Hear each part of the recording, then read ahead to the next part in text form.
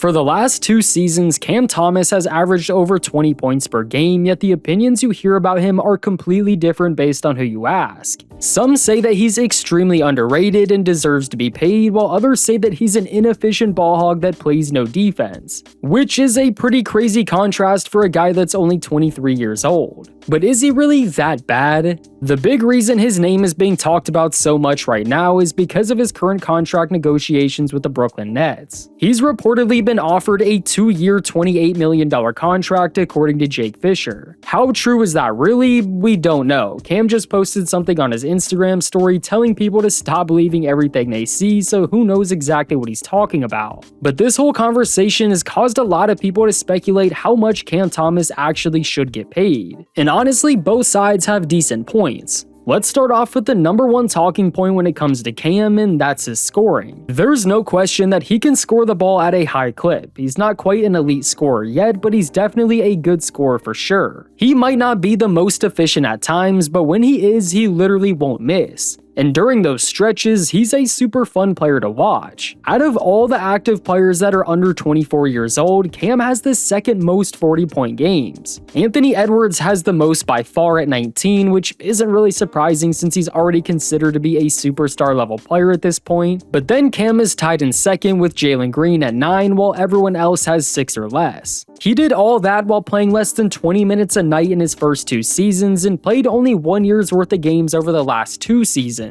He's had some absolutely insane scoring games while not even having that many opportunities to do it. I mean, we can't forget about when he was only 21 years old and scored 3 straight 40-point games, becoming the youngest player to ever do it. Shot chucker or not, that's still pretty impressive. For his career so far, he shoots about 44% from the field and 35% from 3, which are not elite splits, but they aren't bad either. However, when you start to move on from his scoring, his value starts to drop off significantly.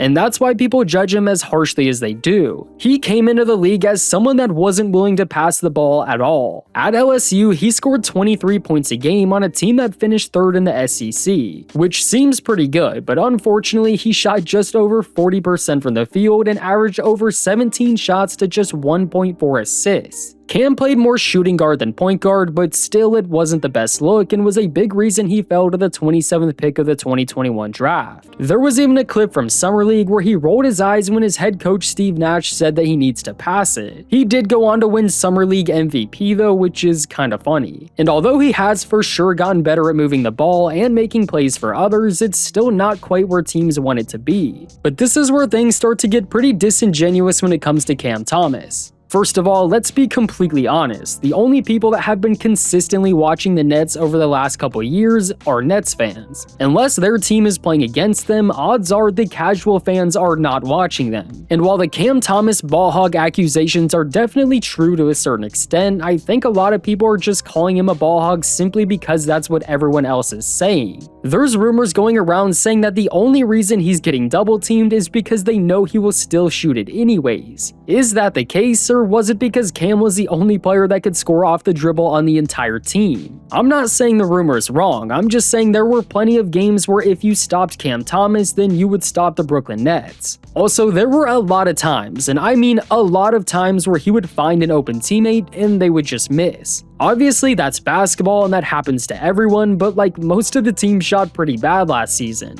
So on top of those passes not counting towards his stats, it also might have led to him getting more frustrated and feeling like he has to do it all himself more than he already does. Not to mention the team was openly trying to lose games. I'm not using that as an excuse though, he still jumps in the air without a plan way too often like he's been doing his whole career. His assist numbers improving every season while he hasn't had a whole lot of help around him though is at least somewhat promising. And let me remind you that Cam plays shooting guard, he's not typically the initiator on the team anyways. If you want him to be, then that's one thing, but when Schroeder or D'Lo is on the floor, he's getting bumped to the 2 every time, and rightfully so. However, I think the biggest reasons he gets looked at the way he does is 1, because he does play for a tanking team, and 2, because he doesn't play any defense whatsoever. Since he plays on a team that isn't trying to win, those numbers automatically get considered as empty stats. This isn't just a Cam Thomas thing either, this happens with every high volume scorer on a bad team. Until you prove that you can do it on a team that's actually competing, then that's always how you'll be looked at. Even when KD and all of them were there, he still wasn't getting consistent playing time. And because he doesn't play any defense, people look at it as just another thing that he can't do other than score. If you're not gonna play any defense in the NBA as a guard, then you better be almost perfect on offense. We've even seen Trae Young get significantly better on defense over the years, and he is elite on offense. With all that being said, Cam is a good scorer and he still needs to be a better passer, but I don't think it's as bad as people think. His defense is bad, and I do think it could be better if he was on a team that was competing and he had other defenders around him, but I do think he is extremely limited on that side of the floor, and I don't see it improving all that much.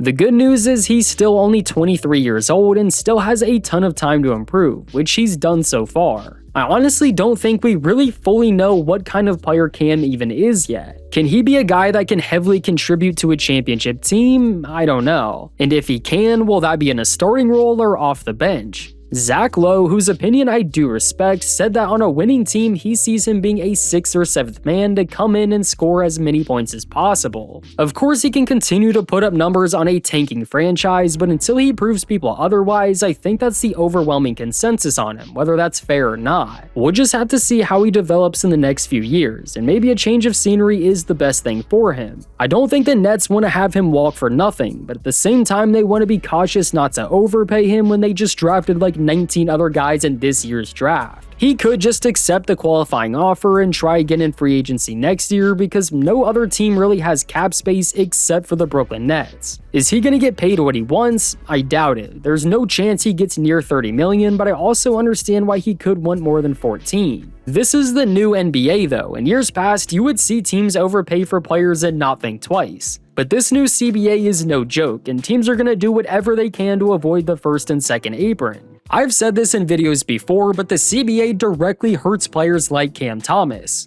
The top guys will continue to make more money than anyone ever needs, the bad players will take the minimum, and the in-betweeners will have to take whatever they can get. Right now, it's hard to gauge how much a non-all-star but not simple role player should get, so I'm really curious to see what that Nets extension is going to look like. To sum it all up, I do think Cam Thomas is a good player, and I don't think he's as bad as people say. At the same time though, of course there are a lot of things he still needs to work on, however it could be worse. He finished last season averaging 24 points, over 3 rebounds, and 4 assists a night, although he only played in 25 total games because he was dealing with a hamstring injury that kept him out basically the whole season. I'm sure he was hoping last season would be his prove-it year to get paid, but all it did was possibly make things worse. I'm overly optimistic when it comes to young players though, so I'll keep rooting for him to prove everyone wrong. But let me know what you think about Cam Thomas in the comments, and please leave a like to support the channel. Also subscribe if you're new for more basketball videos just like this one.